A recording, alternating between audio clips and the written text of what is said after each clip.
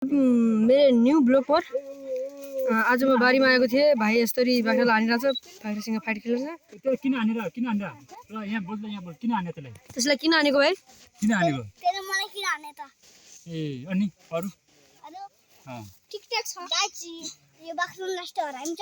यसलाई नष्ट नदिनु रबदेखि केही नदिनु नष्ट राम्छ नि नदिनु मात्र त्यही गर्दै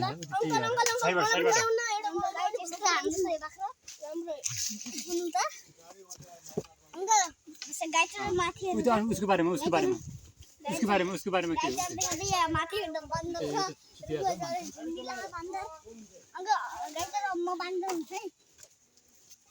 स्टप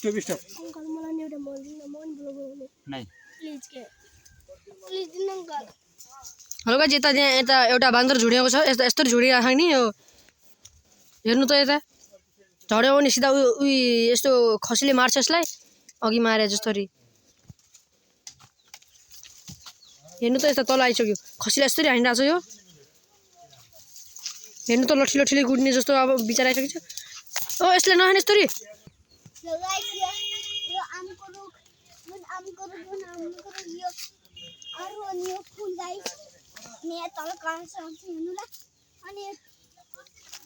आमको बोट हेर्नु त, यहाँ उखुको बोट उनीहरू उखुको बोट बाँसको लट्ठी अम्बाको रुख गाइस।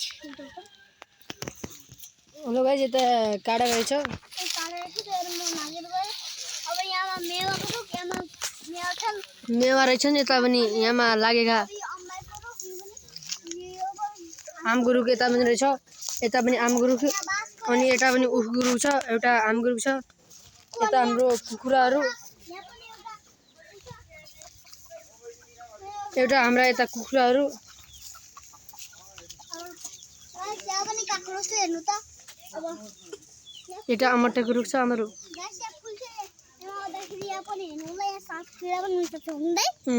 अनि बढी गाइस, अनि यहाँ पाइप छ, अलि फाट्दै छ हुँदै